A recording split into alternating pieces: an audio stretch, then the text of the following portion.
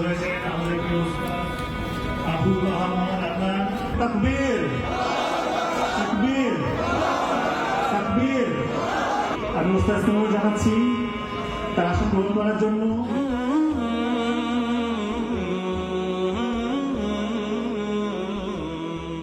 সম্মানিত উপস্থিতি, কেমন আছেন আপনারা? আলহামদুলিল্লাহ। দেশের বাহিরে দিনের দাওয়াতের এই মিশনে এটাই আমার প্রথম সফর। আলহামদুলিল্লাহ। যারা ব্যবস্থাপনায় আছেন, যারা অর্থ দিয়ে, সময় দিয়ে, শ্রম দিয়ে, ম্যানেজমেন্ট দিয়ে এই প্রোগ্রামটাকে সাকসেসফুল করেছেন, আমরা তাদের সবার জন্য দোয়া করি আল্লাহ পাক যেন সকলকে দীর্ঘ নেক হায়াত দারাজ করেন। আমিন। সকাল থেকে ভাবছিলাম যে কি নিয়ে আলোচনা করা যায়, আর এই মেগা সিটিগুলোতে আসলে একটা হাদিসই বারবার মনে পড়ে, যে হাদিসটাকে আমরা হাদিসে জিবরিল বলি। যদিও আজকে আমি হাদিসে জিবরিল নিয়ে আলোচনা করছি না। এই হাদিসে জিবরিলের মধ্যে জিবরাইল আলাইহিস সালাম মানুষের রূপ ধরে জনগণের সামনে নবী সাল্লাল্লাহু আলাইহি ওয়াসাল্লামের কাছে এসে হাঁটুর সাথে হাঁটু লাগিয়ে বসে 4টা প্রশ্ন করেছিলেন। তার প্রথম প্রশ্নটা ছিল যে ইসলাম কাকে বলে, ঈমান কাকে বলে, ইহসান কাকে বলে এবং কিয়ামত কবে হবে। চতুর্থ প্রশ্নের উত্তরে নবী সাল্লাল্লাহু আলাইহি ওয়াসাল্লাম বলেছিলেন মাল মাসউলু আনহা বিআ'লামা মিনাস সাইল। যে বিষয়ে জানতে চেয়েছেন এ বিষয়ে প্রশ্নকারী উত্তরদাতার চেয়ে বেশি জানে না, বা উত্তরদাতা প্রশ্নকারীর চেয়ে বেশি জানে না। মানে কেউই জানে না এক্স্যাক্টলি কখন কিয়ামত হবে। তখন তিনি পঞ্চম প্রশ্ন করেছেন। জিবরাইল আলাইহিস সালাম বলেছিলেন যে ফাআখবিরনি আন আমারাতিহা, তাহলে কিছু আলামত বলে দিন। তো নবী সাল্লাল্লাহু আলাইহি ওয়াসাল্লাম দীর্ঘ 23 বছরের এই নববী জীবনে অনেক আলামতই বলেছেন। এই হাদিসে গিয়ে তিনি মাত্র 2টো আলামত বলেছেন। এক, আনতালিদাল আমাতু রাব্বাতুহা, যখন দেখবে দাসী তার মনিবকে জন্ম দিচ্ছে। দাসী তার মনিবকে জন্ম দেওয়ার অর্থ হচ্ছে সমাজে ন্যায় অন্যায়, হক বাতিল, সত্য মিথ্যা, ভালো মন্দের মানদণ্ড উল্টে যাবে। কারণ দাসী কখনো মনিবকে জন্ম দেয় না, এটা উল্টা বোঝানো হচ্ছে। আর আমরা এখন আখিরুজ্জামান নিয়ে স্টাডি করলে তাই দেখি, এ যুগে সত্য মিথ্যা হয়ে যাচ্ছে, মিথ্যা সত্য, হক বাতিল হয়ে যাচ্ছে, বাতিল হক হয়ে যাচ্ছে, ন্যায় অন্যায় হয়ে যাচ্ছে, অন্যায় ন্যায় হয়ে যাচ্ছে। হক এবং বাতিলের চিরায়ত মানদণ্ড যে কোরআন এবং হাদিস, আল্লাহ রাব্বুল আলামিনের ঐশী গ্রন্থ, এই কনসেপ্টটাই বেশিরভাগ মানুষ গ্রহণ করতে চাচ্ছে না। এর আরও ব্যাখ্যা হতে পারে, দাসী সত্যি সত্যি মনিবকে জন্ম দিতে পারে, যেটার জন্য আমরা যদি সিঙ্গাপুরের মতো কান্ট্রির দিকে তাকাই তাহলে বুঝতে পারবো কিভাবে দাসী তার মনিবকে জন্ম দিচ্ছে। আমি আজকে ব্যাখ্যা করছি না। আরেকটা অর্থ হতে পারে সত্যি সত্যি পিতামাতার সাথে দাস দাসীর মতো আচরণ করা হবে। বর্তমান সমাজে কিন্তু এটাও হচ্ছে। আরেকটা আলামত নবী সাল্লাল্লাহু আলাইহি ওয়াসাল্লাম বলেছিলেন এই হাদিসে, আনতারাল হুফাতাল উরাতাল আলাতা রিয়া আশ-শাই ইয়াতাতাওয়ালুনা ফিল বুনিয়ান, যখন তুমি দেখবে সমাজের সবচেয়ে নিম্ন শ্রেণীর, নগ্ন পায়ের, খালি গায়ের, রাখাল শ্রেণীর মানুষেরা উঁচু উঁচু অট্টালিকা নির্মাণের প্রতিযোগিতায় ব্যস্ত থাকবে, ফান্তাজিরিস সাআ, তখন কিয়ামতের অপেক্ষা করতে থাকো। বর্তমান বিশ্বকে এই হাদিসের আলোকে ব্যাখ্যা করার কোনো অবকাশই নাই। এখানে শিক্ষিত মহল সবাই জানেন কি হচ্ছে এখন বিশ্বে। যাই হোক, তো ভাবছি কি নিয়ে কথা বলবো। তো তখন ভাবলাম আপনাদের সাথে আজকে একটু গল্প করব। আজকে গল্পটা হচ্ছে কোরআনের পাতা থেকে, কোরআনের যে পৃষ্ঠাগুলো আছে এই পৃষ্ঠাগুলো থেকে কয়েকজন মহামানব সম্পর্কে আলোচনা করবো ইনশাআল্লাহ। এই আলোচনাটা জরুরি এই কারণে যে আমরা বেশিরভাগ মানুষ এই ফার্স্ট লেন অফ লাইফের মধ্যে এসে গতানুগতিক জীবন অভ্যস্ত হয়ে পড়েছে। গতানুগতিক কেমন? আমরা জন্ম নিব, কোথাও পড়াশোনা করব, পড়াশোনাটা হতে পারে সেকুলার পড়াশোনা, হতে পারে এথিস্ট পড়াশোনা, হতে পারে ইসলামিক পড়াশোনা। এরপরে আমরা আমাদের শৈশব কাটাবো, খেলতামাশার মধ্য দিয়ে কৈশোরে যাব। আর কৈশোর মানে এখন কিশোর গ্যাং। আপনারা হয়তো অনলাইনের মধ্যে সবাই জানেন বিষয়গুলো। সব দেশের পরিস্থিতি একরকম নয়, তবে আমি আমার পরিবেশ থেকে কথা বলছি আর কি। এরপরে আমরা যৌবনে যাই, আর যৌবনে গিয়ে আমরা আমাদের নিজেদেরকেই বিশ্বের সব কিছু মনে করি, দুনিয়ার সব কিছু আমরাই। এই যৌবনকালটাকে আমরা বেশিরভাগ যুবকই আল্লাহ পাকের পথে উৎসর্গ করার মানসিকতা রাখি না।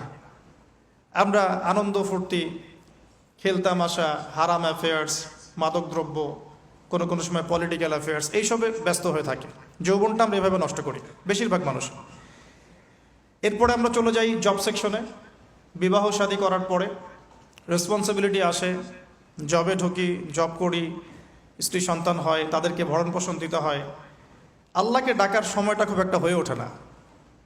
শেষ বয়সে গিয়ে ফিকির হয় যে আমার জীবন থেকে 40-50 ইয়ার্স চলে গেছে, now I should you turn towards আল্লাহ সুবহানাহু ওয়া তাআলা। ব্যাস, তখন আমি চিন্তা করে একটা চিল্লা দিব, একটা উমরা করব বা একটা হজ করব, এবং আমি আমার সমস্ত সিন থেকে মুক্ত হয়ে যাব। আমরা একটা গতানুগতিক লাইফস্টাইলে অভ্যস্ত হয়ে গেছে। সকাল থেকে শুরু করে রাত পর্যন্ত ম্যাক্সিমাম মানুষের চিন্তা এখন বস্তুবাদিতা। বস্তুবাদিতা মানে ম্যাটেরিয়ালিজম, মানে দুনিয়া, দুনিয়া এবং দুনিয়া। মানে কি করলে আমার দুনিয়াতে ভালো হবে, কি করলে আমার খাবারটা ভালো হবে, বাড়িটা ভালো হবে, রিজিকটা ভালো হবে, আমার স্ত্রী সন্তান একটু ভালো থাকবে।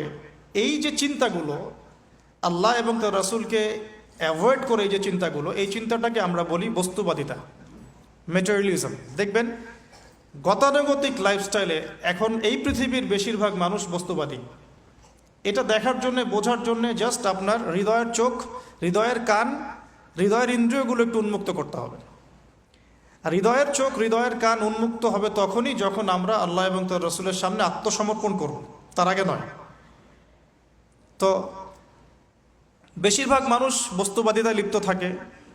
আবার দেখি কিছু মানুষের সারাদিন ফিকির একটাই, পলিটিক্স, পলিটিক্যাল অ্যাফেয়ার্স, পলিটিক্স, কীভাবে পলিটিক্স করব, কীভাবে অপোজিশনকে ডমিনেট করা যায়, কি করলে তার ক্ষতি করা যাবে, কি করলে তাকে ওভারটেক করে আমি সামনে যেতে পারবো। কিছু মানুষের চিন্তা ইকোনমিক সেকশনে, আল মাল, কীভাবে মাল অর্জন করা যাবে। আমার 2 তলা বাড়ি আছে, কিভাবে 4 তলা হবে। 2টা বিজনেস আছে, কিভাবে 10টা হবে, 5টা হবে। আমার 100% জমি আছে, কিভাবে 200% হবে। আল মাল। এই শ্রেণীর মানুষকে নবী সাল্লাল্লাহু আলাইহি ওয়াসাল্লাম আব্দুদ দিনার বলেছেন, দিনারের দাস। আব্দুল্লাহ নয়, আল্লাহর দাস নয়, দিনারের দাস। আরও কিছু মানুষ আছে, আমরা এখন সায়েন্স এবং টেকনোলজির অগ্রগতির খোরা অজুহাত তুলে সরাসরি আল্লাহকে ডিনাই করে ফেলছে, এবং এই মতাদর্শ সমাজে বাস্তবায়নের চেষ্টাও করছে। এডুকেশন সেক্টরে হোক, সংস্কৃতির নামে হোক, সামাজিক অ্যাসোসিয়েশনের নামে হোক, মুক্ত চিন্তার নামে হোক, আমরা ডে বাই ডে যুব সমাজের একটা বড় অংশকে এথিস্ট বানাচ্ছি। আবার কিছু মানুষ সারাদিন সংস্কৃতি নিয়ে পড়ে আছে, গান বাজনা, নাট্য, কলা ইত্যাদি ইত্যাদি। কিছু মানুষ সারাটা জীবন ঢোল তবলায় কাটিয়ে দিচ্ছে। কিছু মানুষ সারাটা জীবন একটা গিটারকে নিয়ে কাটিয়ে দিচ্ছে, একটা মিউজিক্যাল ইনস্ট্রুমেন্ট নিয়ে কাটিয়ে দিচ্ছে। কিছু কিছু দিনী বোন সারাটা জীবন অপসংস্কৃতির অন্ধ অনুকরণে কাটিয়ে দিচ্ছেন। এবং আপনাদের কাছে, সরি ফর মাই ল্যাঙ্গুয়েজ, অনেক সময় মনে হচ্ছে সৌন্দর্যই সব কিছু। আল্লাহ রাব্বুল আলামিন হয়তো বা মনে হয় আমার বাহ্যিক সৌন্দর্য দেখেই বিচার করবেন, ভাবটা এরকম। কিছু কিছু যুব সমাজ সারাদিন PUBG, free fire, mobile games, addiction, YouTubing, Facebooking, অস্থির অবস্থা, অস্থির। ঠান্ডা মাথায় 1 সেকেন্ড বসে চিন্তা করতে চাচ্ছে না যে তাকে আল্লাহ বা কেন সৃষ্টি করেছে। তো এইরকম ভেরিয়াস কাইন্ডস অফ পিপল আমাদের এই সমাজের মধ্যে, যে কোনো কান্ট্রির দিকে আপনি তাকাবেন এই দৃশ্যটাই পাবেন। এর মধ্যে গুটি কয়েক কিছু মানুষ আপনি পাবেন, ওয়া কালিলুম মিন ইবাদিয়াশ শাকুর, আমার শুকরগুজার বান্দা, আল্লাহ বলেছেন খুব অল্প হবে। অল্প কিছু মানুষ ইসলাম চর্চা করার চেষ্টা করছে। আমি ওই সেন্সে কথা বলছি না যে সারা বিশ্বে 200 কোটি মুসলিম, 300 কোটি মুসলিম, 500 কোটি মুসলিম, বাংলাদেশে 90% মুসলিম, এই ধরনের গতানুগতিক পরিসংখ্যানে আমি বিশ্বাস করি না।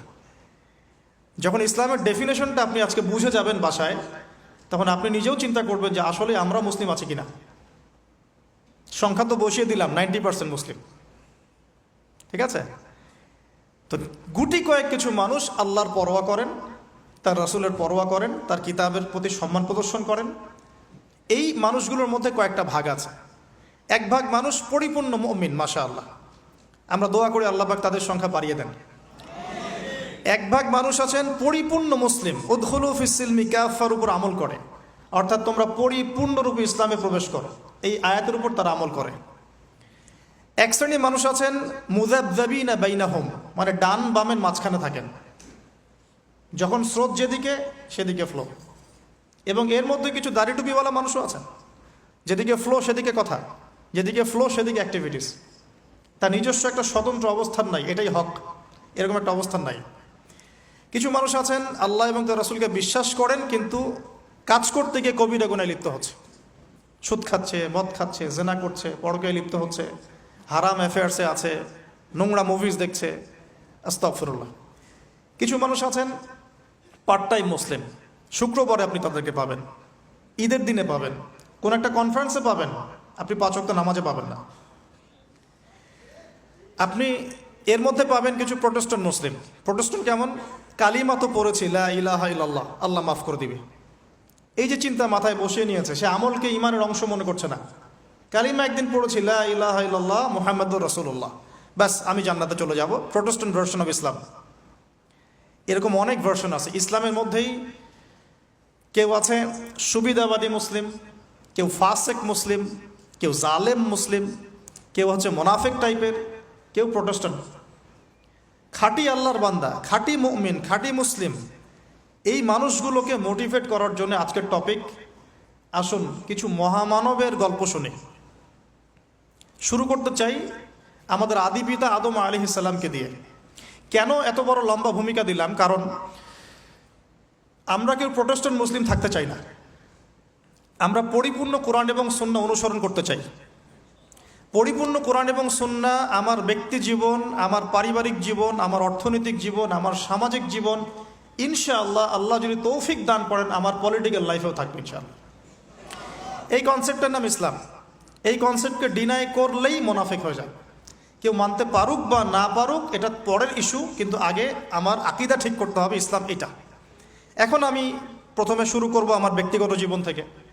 আমি সালাত দিয়ে স্টার্ট করব, আমি সওম রাখবো, বেশি বেশি নফল ইবাদত করব, কোরআন তেলাওয়াত করব, দান সাদাকা করব, ভালো কাজে অংশ নিব, সৎ কাজে আদেশ করব, অসৎ কাজে নিষেধ করব। আমি আমার ব্যক্তি জীবনটাকে ইসলামাইজড করব সবার আগে।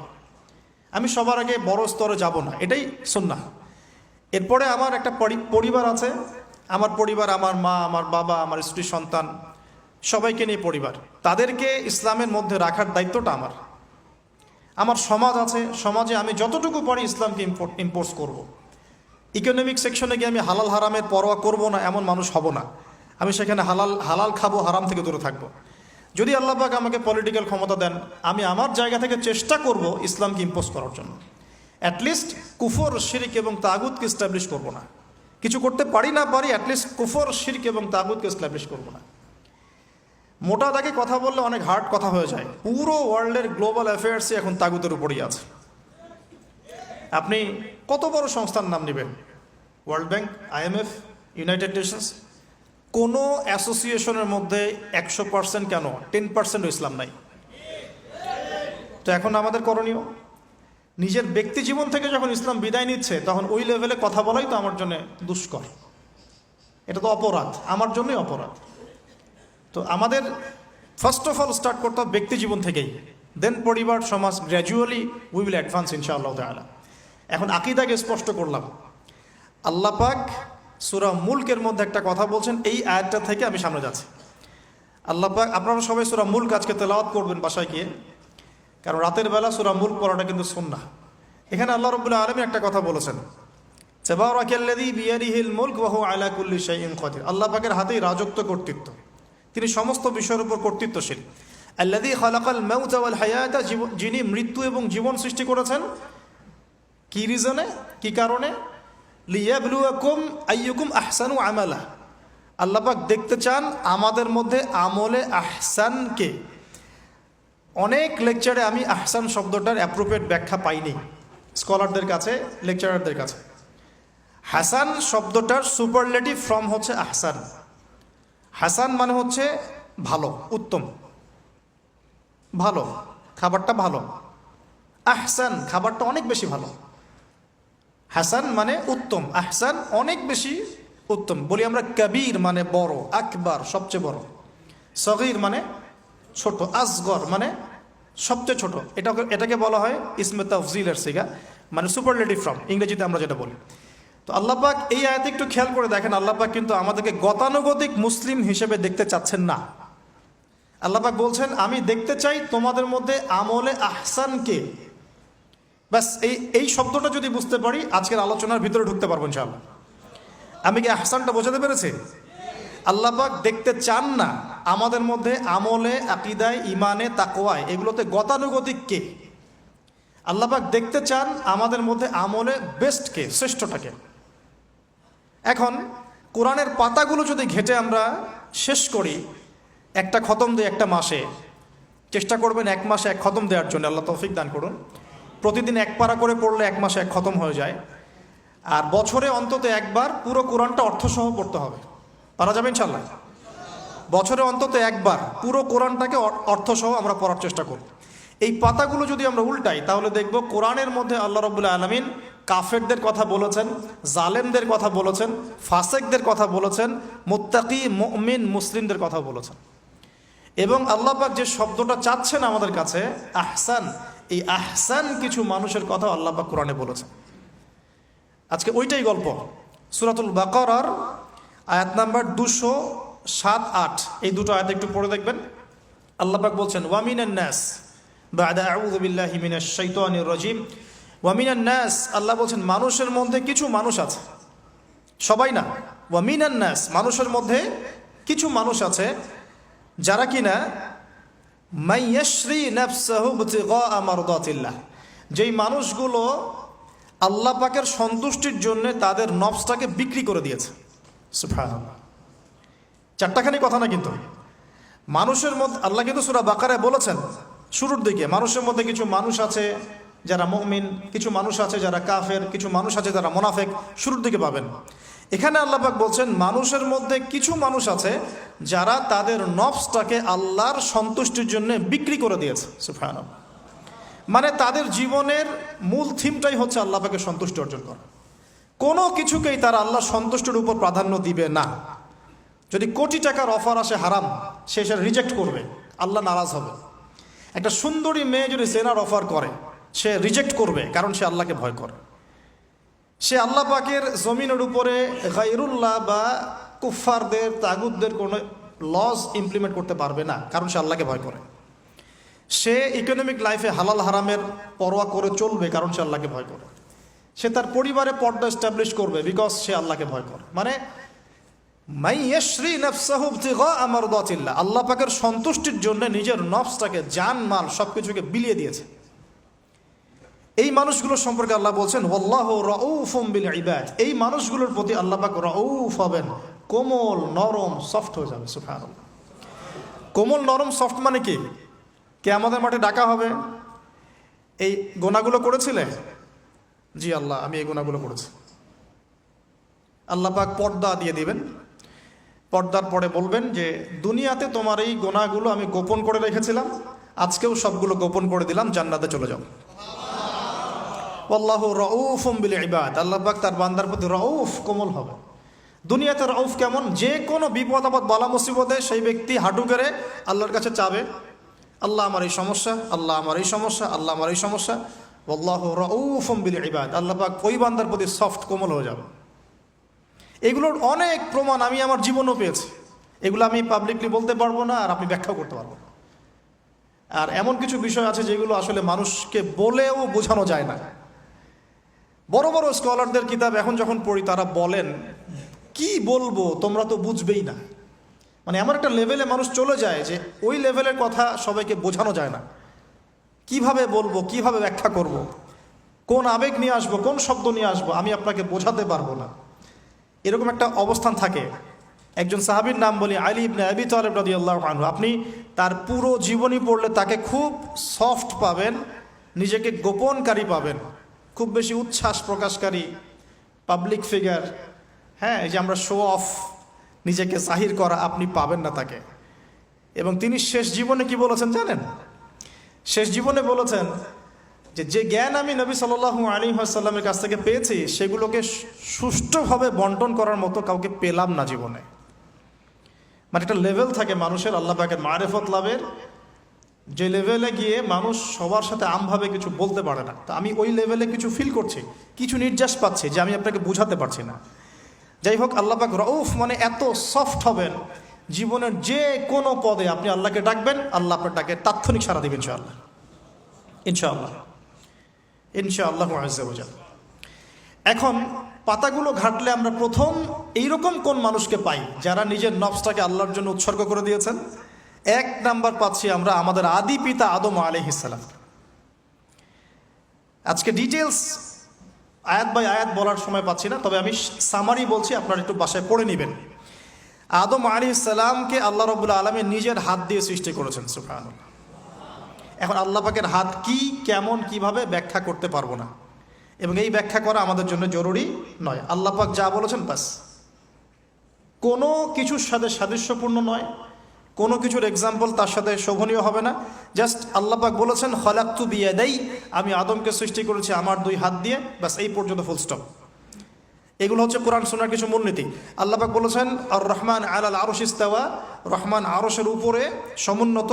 কোন হালতে কি অবস্থায় আছেন ব্যাখ্যা করতে পারবো না, দরকার নাই, ফুল স্টপ। আদম আলাইহিস সালামকে সবচেয়ে বড় যে নেয়ামত আল্লাহ পাক দিয়েছেন সেটা হলো আদম আলাইহিস সালামকে আল্লাহ পাক তার পক্ষ থেকে ইলম শিক্ষা দিয়েছেন, সুবহানাল্লাহ। আল্লাহ পাক প্রথমেই তাকে সৃষ্টি করে ফেরেশতাদেরকে দিয়ে সিজদা করার নাই। আল্লাহ পাক তাকে আগে জ্ঞান শিক্ষা দিয়েছেন, সূরা বাকারা শুরুর দিকে আছে ওয়া আল্লামাল আদামা আসমাআ কুল্লাহা, আমি আদমকে যত রকম জ্ঞান আছে, আসমাআ কুল্লাহা মানে যত রকম নাম এবং জ্ঞান আছে সবই শিখিয়েছি আদম আলাইহিস সালামকে। উম্মাহ আজকে পিছিয়ে পড়েছে আদম আলাইহিস সালাম এই মহামানবের জ্ঞানতাত্ত্বিক সুন্নত না নিয়ে। আজকে আমরা লেকচার শুনতে চাই, ইউটিউব ফেসবুক থেকে দিন শিখতে চাই, আমরা জ্ঞান অর্জন করতে চাই না। আপনি একটা লেকচারে ডাকেন, আপনি 2-3 লাখ লোক পাবেন, বাংলাদেশেই তো হচ্ছে 2-3-4-5 লাখ লোক, কিন্তু আপনি 5 লক্ষ লোককে 6 মাস একটা সিস্টেমেটিক সিলেবাস দিয়ে পড়াশোনা করতে বলেন, দে উইল ডিনাই। শুরু করে দেন, দেখবেন তার মধ্যে 10 জন বাকি আছে, বাকি সবাই রিজেক্ট করেছে। উম্মার সবচেয়ে বড় সমস্যা এখন, ইয়াংদেরকে স্পেশালি বলছি, জ্ঞানতাত্ত্বিক রেভলিউশনের ঘাটতি আছে। আমরা অনেক কিছু করতে চাই, অনেকে দাওয়ার কথা বলেন, জিহাদ ফি সাবিলিল্লাহর কথা বলেন, ইসলাম প্রতিষ্ঠার কথা বলেন, জ্ঞান অর্জন করতে চান না। ইলম অর্জন ছাড়া আপনি কিছুই করতে পারবেন না দিনের জন্য, absolutely nothing you can do, আপনি কিছুই করতে পারবেন না। আদম আলাইহিস সালামকে শ্রেষ্ঠত্ব দেওয়া হয়েছে জ্ঞানের মানদণ্ডে। আর কোন জ্ঞান? এই মহাবিশ্বের সব জ্ঞান আল্লাহ পাক তাকে শিখিয়েছেন, আসমা কুল্লাহা, সমস্ত জ্ঞান শিখিয়েছেন, সুবহানাল্লাহ। তাহলে আমাদের পিতাকে আল্লাহ পাক সবচেয়ে প্রথম কোন নিয়ামত দিয়েছেন?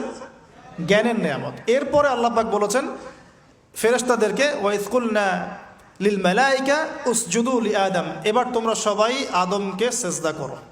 এটা কিসের কারণে? ফিজিক্যাল স্ট্রাকচারের কারণে নয়, এটা কিন্তু জ্ঞানের কারণে, জ্ঞানতাত্ত্বিক সম্মানের কারণে। আর এই সেজদা সম্মানের সেজদা ছিল।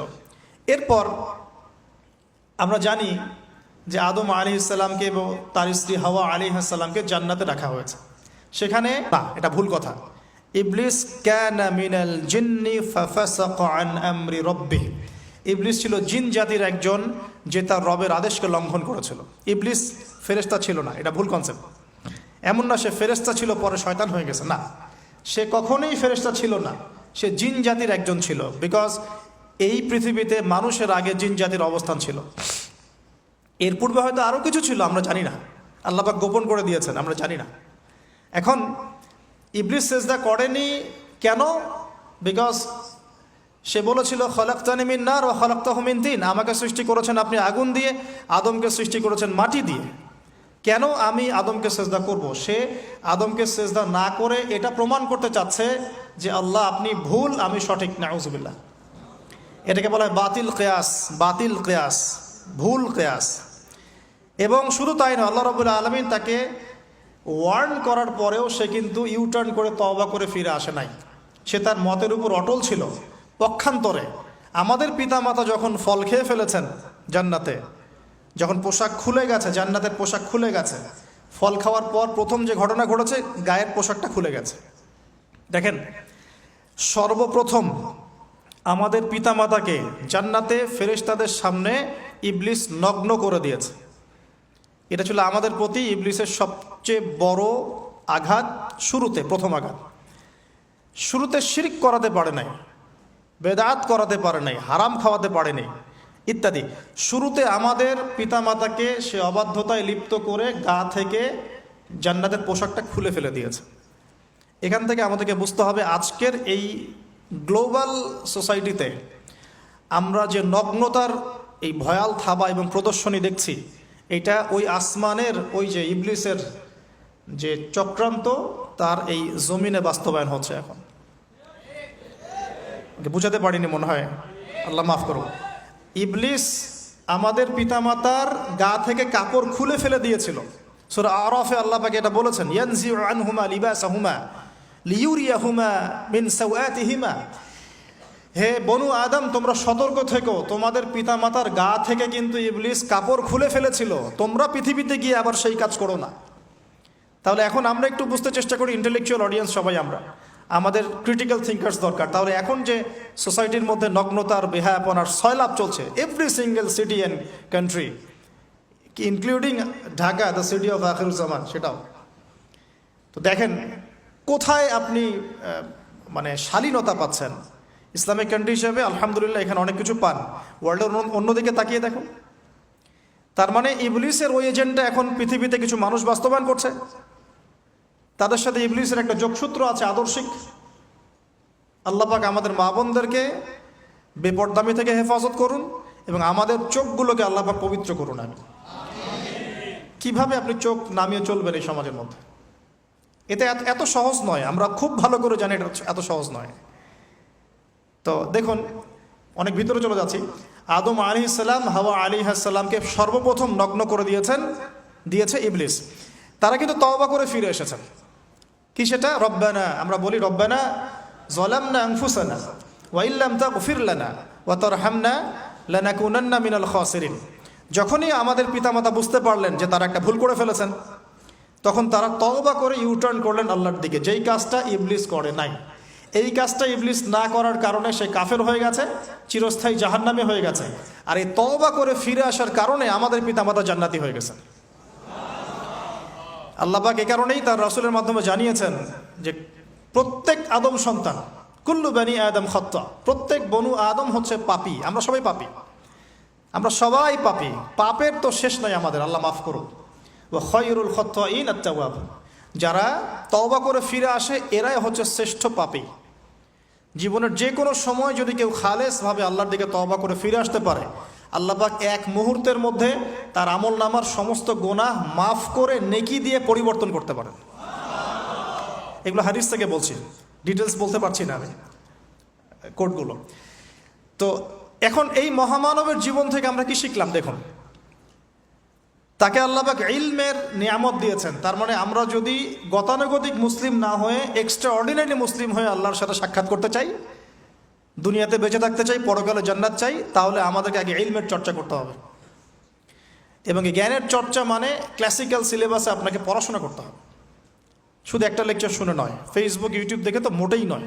এখান থেকে মাঝে মাঝে কিছু নলেজ নেওয়া যায়, কিন্তু এগুলো কখনো কনস্ট্রাকটিভ নলেজ নয়। বরেণ্য ওলামায়ে কেরাম যারা থাকবেন আপনাদের বেস্ট পসিবল ওয়েতে, তাদের কাছে গিয়ে পরামর্শ করে বইপত্র পড়তে হবে।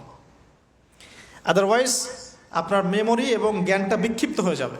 এখনকার ইয়াং জেনারেশনের অন্যতম সেরা প্রবলেম হচ্ছে তাদের মস্তিষ্ক বিক্ষিপ্ত। তাদের মস্তিষ্কে কনস্ট্রাকটিভ কোনো সিলেবাসের পড়াশোনা নাই। আজকে এই বই, কালকে ওই বই, কালকে আদনান ভাইয়ের লেকচার, পরশুদিন আজহারি ভাইয়ের লেকচার, তারপরের দিন আরেক ভাই, তারপর আরেক ভাই। আবার সমাজে তো এক একজন এক এক কথাও বলছে, তখন তার মাথাটা পুরো পাজলড, হ্যাঁ, ম্যাসাকার্ড। এই মাসালা এটা বলছেন, ওই মাসালা ওইটা, তার ওইটা কি হবে, ওইটা কি হবে।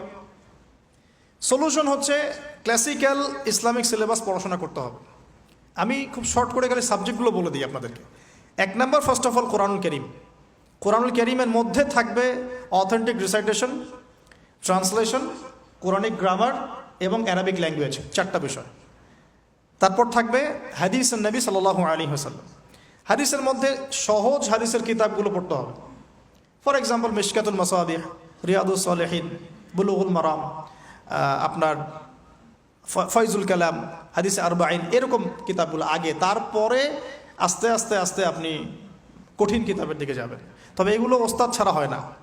এরপর দরকার হচ্ছে সিরাত, নবী সাল্লাল্লাহু আলাইহি ওয়াসাল্লামের পবিত্র জীবনী। এই জীবনী যার জানা নাই, সে তার জীবনটাকে রাসূলের সিরাতের আলোকে মেলাতে পারবে না। এবং দ্বীন ইসলাম নিয়ে কিছু করতে চাইলে রাসূলের সিরাতের সুন্নাহ মাফিক করতে পারবে না। এরপর দরকার ইকোনমিক্সের জ্ঞান, ইসলামিক ইকোনমিক্স অবশ্যই। তারপরে দরকার হচ্ছে ইসলামিক ইতিহাসের জ্ঞান, ফিকহের জ্ঞান, আকীদার জ্ঞান, উসুলের জ্ঞান। এভাবে একটা কনস্ট্রাকটিভ সিলেবাস দাঁড়ায়। তারপরে গিয়ে একজন মানুষের জ্ঞানটা পাকাপোক্ত হবে ইনশাআল্লাহ। সময় লাগুক না, 10 বছর, 15 বছর, 20 বছর। আমরা দোয়া করি আল্লাহর কাছে, আল্লাহ পাক আগামী পুরো 20 বছর আমাদেরকে পড়াশোনা করার তৌফিক দান করুন। পড়তে থাকবো। আমাদের বেশি কথা বলার দরকার নেই, পড়তে থাকবো, জানতে থাকবো। এখন তাহলে আমরা আজকে প্রথম একটা লেসন পেলাম, গতানুগতিক মুসলিম না হয়ে এক্সট্রা অর্ডিনারি মুসলিম হতে হলে প্রথমে এই মহামানবের জ্ঞানতাত্ত্বিক শিক্ষা নিতে হবে, ইলমের মেহনত হবে ইনশাআল্লাহ তাআলা। আল্লাহ পাক আমাদের সবাইকে জ্ঞানের মেহনত করার তৌফিক দান করুন এবং আমাদের পরিবারে জ্ঞান প্রতিষ্ঠার তৌফিক দান করুন, আমাদের বাচ্চাদের মধ্যে সেই জ্ঞান প্রবেশ করানোর তৌফিক দান করুন। আর প্রয়োজন হচ্ছে তাওবাহ, আত-তাওবাহ।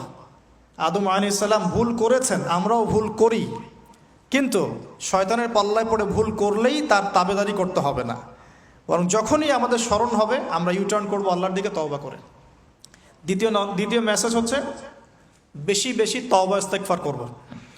দিনে কমপক্ষে 100 বার পড়তে পারি আস্তাগফিরুল্লাহাল্লাযী লা ইলাহা ইল্লা হুয়াল হাইয়ুল কাইয়্যুম ওয়া আতুবু ইলাইহি, অথবা এতটুকু অ্যাটলিস্ট আস্তাগফিরুল্লাহ ওয়া আতুবু ইলাইহি, আস্তাগফিরুল্লাহ ওয়া আতুবু ইলাইহি, ব্যাস এতটুকু। নবী সাল্লাল্লাহু আলাইহি ওয়াসাল্লাম দিনে 100 বার তওবা করতেন, কোনো হাদিস এসেছে 70 বার তওবা করতেন। এরপর একটু সামনে যাই, কোরআনের পাতা উল্টালে দেখবো আরেকজন নবীর নাম আসে, আরেকজন মহামানবের নাম, তার নাম হচ্ছে নূহ আলাইহিস সালাম। এই মানুষগুলো যাদের কথা বলছি তারা কিন্তু কেউ গতানুগতিক মুসলিম ছিলেন না, ছিলেন তারা এক্সট্রা অর্ডিনারি মুসলিম ছিলেন। আমি তাদের থেকে নলেজ নিচ্ছি। এবার আসি, কোরআনের পাতা একটু সামনে গেলে দেখবো আরেকজন নবীর নাম চলে আসে, নূহ আলাইহিস সালাম। নাম শুনেছেন? সামারি 950 বছর দিনের দাওয়াত দিয়েছেন। সুবহানাল্লাহ। এক্সট্রা অর্ডিনারি মুসলিম হতে হলে আমাদেরকে দাওয়াতি কাজ করতে হবে, তার আগে ওই যে জ্ঞান অর্জন করতে হবে। এই দাওয়াতি কাজটা হবে মধ্যম পন্থায়, শৈথিল্যতাবাদ না, চরমপন্থা না, মধ্যমপন্থী থাকবো ইনশাআল্লাহ আমরা। এখানে অনেক সময় মধ্যমপন্থী থাকতে গিয়ে কিছু মানুষ হিকমতের দোহাই পেরে শৈথিলতাবাদী হয়ে যায়। আমি মনে বুঝাতে পারি নাই, কিছু মানুষ মধ্যম পন্থার দাওয়াতের কথা বলেও হিকমতের দোহাই দিয়ে কখনো কখনো শৈথিল্যতাবাদী হয়ে যান। এটাও ঠিক, ওটাও ঠিক, এটাও চলে, ওটাও চলে, এদিকে চলে আসে। আবার কিছু মানুষ মধ্যম পন্থার কথা বলে অনেক সময় খুব ওভার এগ্রেসিভ পদক্ষেপে চলে যান। দুটোই উম্মার জন্য ক্ষতিকর। এই জন্যই ক্লাসিক্যাল ওলামায়ে কেরামের সাথে পরামর্শ ভিত্তিক চলাফেরা করা উচিত। তাহলে তারা ডাইরেকশন দিতে পারবেন যে কোনটা এই প্রেক্ষাপটে করা উচিত, কোনটা করা উচিত না। তো নূহ আলাইহিস সালামের জীবন থেকে আমরা শিখছি দাওয়াতের মেহনত করতে হবে। এটা আমি আজকেও শিখলাম নতুন করে। নিজের মধ্যেই মনে হলো যে আমার সামনে যে ভাই গাড়ি ড্রাইভ করছেন তাকে তো দুটো কথা বলতে পারতাম, কেন বললাম না? যে ইমামের পিছনে নামাজ পড়ে আসলাম তাকে তো দুটো কথা বলতে পারতাম, কেন বললাম না? বলতে পারতাম যে ইমাম সাহেব আপনি শুনুন, নবী সাল্লাল্লাহু আলাইহি ওয়াসাল্লাম বলেছেন দুনিয়ার সবচাইতে নিকৃষ্ট চোর হচ্ছে সে ব্যক্তি যে রুকু সেজদা ঠিক মতো আদায় করে না। চুরি করলে চোরের হাত কেটে ফেলতে হয়। যদি কেউ আমার ফোনটা চুরি করে, ইসলামিক লস কি বলছে? তার হাতটা কেটে ফেলতে হয়। আর নবীজি বলছেন সবচেয়ে নিকৃষ্ট চোর সে ব্যক্তি যে ব্যক্তি রুকু সেজদা ঠিক মতো আদায় করে না। তো আমরা এরকম দাওয়াতের অনেক ক্ষেত্র পাই। নিজেও ফিল করলাম যে না, আসলে মনে হয় আমি পরিপূর্ণ দায়ী হতে পারছি না। আমি তো যে বিমানে আসলাম তার কেবিন ক্রুদেরকে দাওয়াত দিতে পারতাম, অ্যাটলিস্ট শালীনতার একটা আয়াত শোনাতে পারতাম যে এই পোশাকগুলো মেয়েদের পরা উচিত নয়। যে পোশাকটা আপনি পরে আছেন, আকাশে উঠছে, সুবহানাল্লাহ, 1 সেকেন্ডের মধ্যে প্লেন ক্র্যাশ করতে পারে। Possible or not possible? 1 সেকেন্ডের মধ্যে? সেখানে আমি কিভাবে আল্লাহর জিকির বাদ দিয়ে বেহায়াপনা লিপ্ত হতে পারি? বিশ্বাস করেন, হয়তোবা আমি একটু দুর্বল মনের মানুষ কিনা জানি না, কিন্তু আমি এয়ারে উঠলে আমার সবসময় ফিকির থাকে লা ইলাহা ইল্লাল্লাহ লা হাওলা ওয়ালা কুওয়াতা ইল্লা বিল্লাহ আস্তাগফিরুল্লাহ ওয়া আতুবু ইলাইহি। মানে আমি মনে হয় যে আল্লাহ পাক ধরে রেখেছেন আমাকে, এটা ফিল করে আল্লাহ ধরে রেখেছেন বলে যেতে পারছি। ওখানে আমরা কিভাবে নগ্নতা প্রদর্শনী করতে পারি, কিভাবে করতে পারি? তো দাওয়াতের অনেক ক্ষেত্র সামনে আসে। আপনার সন্তানকে, আপনার স্ত্রীকে, আপনার প্রতিবেশীকে, ড্রাইভারকে, সবজিওয়ালাকে আমরা দাওয়াত দিতে পারি। বাট আমি মনে হচ্ছে যে আমি আসলে কথাটা বলছি বড় গলায়, আমি এখনো নিজে ওটা হতে পারি নাই। আল্লাহ পাক আমাদেরকে হওয়ার তৌফিক দান করুন। নূহ আলাইহিস সালাম 950 বছর দাওয়াত দিয়েছেন। একটা খালি এক্সাম্পল দিচ্ছি, তিনি সূরা নূহের মধ্যে আল্লাহ পাক বলেছেন, নূহ আলাইহিস সালাম আল্লাহকে বলছেন, রব্বি, হে আমার রব, ইন্নী দাআউতু কওমি লাইলা ওয়া নাহারা, আমি আমার এই কওমকে প্রতিদিন প্রতি রাত দাওয়াত দিয়েছি। সুবহানাল্লাহ, প্রতিদিন প্রতি রাত। আজকে এসেছি, হয়তো 2-3 মাস পরে আপনাদের এখানে আবার আসতে পারি। প্রতিদিন প্রতি রাত কিন্তু আমি দাওয়াতি কাজ করতে পারছি না, আমরা কেউই করছি না। নূহ আলাইহিস সালাম বলছেন, আমি বিনা আজর, কোনো আজর ছাড়াই, কোনো স্বার্থ ছাড়াই, আল্লাহ, আমি আমার কওমকে দিন রাত দাওয়াত দিয়েছি। ওয়ালাম ইয়াজিদহুম দুআই ইল্লা ফিরারা, যখনই দাওয়াত দিয়েছি আমার দাওয়াত শুনে তারা খালি পৃষ্ঠ প্রদর্শন করেছে।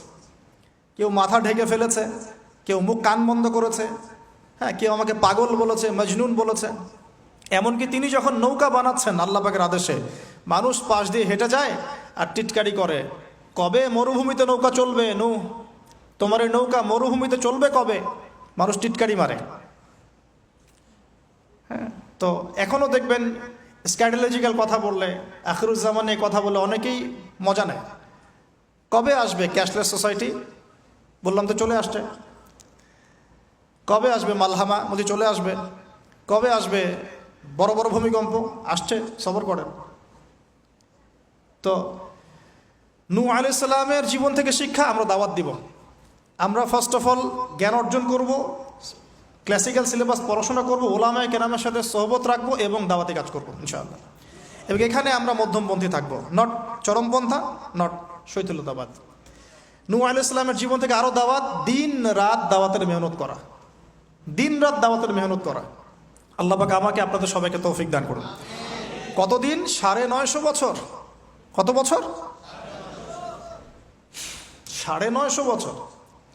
পুরো আব্বাসীয় খেলাফত ছিল 509 বছর কি 10 বছর মেবি। পুরো আব্বাসীয় খেলাফত 510 বছরের মতো। উমাইয়াদের ছিল 93 ইয়ার্স। আমাদের নবী সাল্লাল্লাহু আলাইহি ওয়াসাল্লামের দাওয়াতের মিশন বয়স ছিল 23 বছর। 950 বছর দাওয়াত দেওয়ার পর তাফসীরের কিতাবে এসেছে 40 or 80 ফ্যামিলিজ, এই 40 বা 80টা ফ্যামিলি ইসলাম কবুল করেছে। তার মানে এখানে শিক্ষা, এক্সট্রাঅর্ডিনারি মুসলিম হতে হলে দাওয়াতের মেহনতে হতাশ হওয়া যাবে না, লেগে থাকতে হবে, লম্বা সময় ধরে দাওয়াত দিতে হবে। আল্লাহ পাক আমাকে আপনাদের সবাইকে লম্বা সময় ধরে বিশ্বে দাওয়াতি কাজ করার তৌফিক দান করুন। আর সামনে যাই, নিজের ছেলে ইসলাম কবুল করে নাই নূহ আলাইহিস সালামের, নিজের স্ত্রী ইসলাম কবুল করে নাই। তার মানে আমাদের ফ্যামিলিগুলো এমন হতে পারে যে ফ্যামিলি নিজের ছেলে কথা শুনছে না, নিজের স্ত্রী কথা শুনছে না। পরোয়া করতে হবে না, তাদের পরোয়া করতে হবে না, শুধু দাওয়াত দিতে হবে। সেই অবস্থা লূত আলাইহিস সালামেরও, তারও স্ত্রী ইসলাম কবুল করছে না। আল্লাহ পাক তাদেরকে ধ্বংস করেছেন। নূহ আলাইহিস সালাম লূত আলাইহিস সালামকে উদ্ধার করেছেন। তো এখানে আমরা আমাদের দিনী বোনদেরকে রিকোয়েস্ট করব, আপনারা সবাই আপনাদের ফ্যামিলিতে খাদিজা রাদিয়াল্লাহু আনহা, আয়েশা রাদিয়াল্লাহু আনহা রোল প্লে করেন। নূহ আলাইহিস সালাম আর লূত আলাইহিস সালামের স্ত্রী রোল প্লে করবেন না। আনফর্চুনেটলি এখনকার যে বিজি সিটিসগুলো, মানে যেগুলো আমরা বলি বস্তুবাদী শহরগুলো, ফ্যামিলিগুলো দিন দিন ক্রাশ করছে। সম্পর্কের টানাপোড়া, বিচ্ছেদ, ডিভোর্সড, আকীদা আদর্শের মিল নাই, স্বামী ইসলাম প্র্যাকটিস করলে স্ত্রীর সমস্যা, স্ত্রী প্র্যাকটিস করলে স্বামীর সমস্যা। এই প্রবলেমসগুলো আমাদেরকে সলভ করতে হবে। আল্লাহ পাক আমাদেরকে সবর করার তৌফিক দান করুন। পারিবারিক তালিমটা খুব বেশি ইম্পর্টেন্ট। পরিবারের তালিম চালু করা উচিত।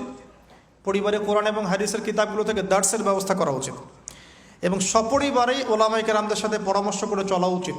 ইনশাআল্লাহ ভালো হবে, আল্লাহ পাক তৌফিক দান করুন, আমিন। নূহ আলাইহিস সালামের আরেকটা কথা বলে শেষ করি।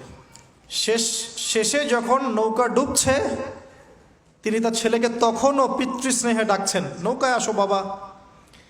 ছেলে বলছে যে আমি পাহাড়ে উঠে যাব, ইয়াসিমুনি মিনাল মা, এই পাহাড় আমাকে পানি থেকে বাঁচাবে। নূহ আলাইহিস সালাম বলছেন, আল্লাহ তুমি আমার ছেলেকে বাঁচাও, ইন্নাহু মিন আহলি, সে আমার পরিবারের একজন। আমরা বলি না আমাদের সন্তানদের ক্ষেত্রে, আল্লাহ পাক বলছেন লাইসা মিন আহলিক, সে তোমার পরিবারের কেউ না। এখানে একটু হার্ড লাইনে যেতে হবে আমাদেরকে। অনেক সময় আমরা আমাদের ফ্যামিলির মধ্যে এমন কিছু মানুষকে পাই যারা টোটালি ইসলামকে ডিসকারেজ করেন, অস্বীকার করেন, নাস্তিকতায় লিপ্ত থাকেন, ইসলামের বেসিক ফান্ডামেন্টালগুলোকে ডিনাই করেন। এই ব্যাপারে কঠোর হওয়া উচিত। আল্লাহ পাক আমাদেরকে বোঝার তৌফিক দান করুন।